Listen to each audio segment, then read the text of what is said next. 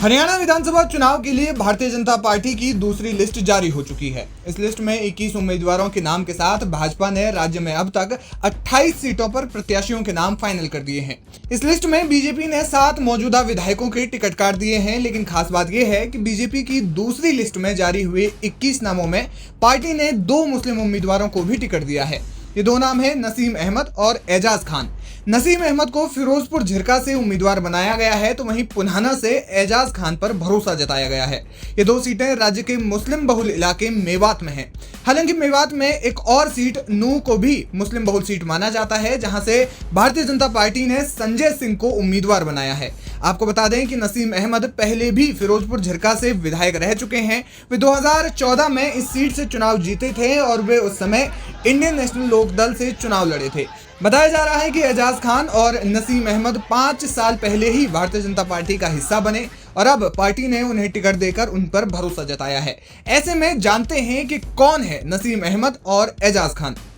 एजाज खान राजनीतिक पृष्ठभूमि से आने वाले प्रत्याशी हैं। वे काटपुरी खानदान के वारिस हैं। उनके पिता चौधरी सरदार खान हरियाणा सरकार में पूर्व में मंत्री रह चुके हैं। इससे पहले वे कांग्रेस के नेता थे। 2019 के विधानसभा चुनाव के दौरान एजाज खान बीजेपी में शामिल हुए। उस समय बीजेपी ने नौक्षम चौधरी को पुन्हाना से उम्मीदवार बनाया था। हालांकि पुन्हाना से नौक्षम चौधरी चुनाव हार गई थी। एजाज खान का भाजपा में शामिल होने का किस्सा भी बड़ा दिलचस्प है। दरअसल 2019 के विधानसभा चुनाव में पुन्हाना सीट से कांग्रेस ने पहले एजाज खान को टिकट दिया था, लेकिन चंद घंटे बाद ही उनका टिकट अचानक से काट कर उनके चचेरे भाई मोहम्मद इलियास को दे दिया गया।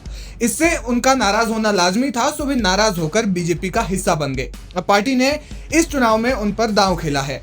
दूसरी ओर फिरोजपुर झिरका से भाजपा प्रत्याशी नसीम अहमद भी राजनीतिक विरासत वाले परिवार से आते हैं। वे हरियाणा के चौधरी शकरुल्ला खान के परिवार से ताल्लुक रखते हैं। चौधरी शकरुल्ला खान हरियाणा सरकार में कैबिनेट मंत्री रह चुके हैं। नसीम अहमद इस समय भारतीय जनता पार्टी में प्रदेश सचिव हैं। 2019 के चुनाव में भी नसीम अहमद ने भाजपा के टिकट पर चुनाव लड़ा था, लेकिन वे जीत नहीं पाए थे। लेकिन इस बार फिर से बीजेपी ने उन पर भरोसा दिखाया है। मेवात की सीटों पर जीतना बीजेपी के लिए मुश्किल रहा है। यहां तक कि मुस्लिम उम्मीदवार भी भाजपा के टिकट पर इस सीट से चुनाव नहीं जीत पाए थे। 2019 में बीजेपी को मेवात की 3 सीटों पर हार का सामना करना पड़ा था।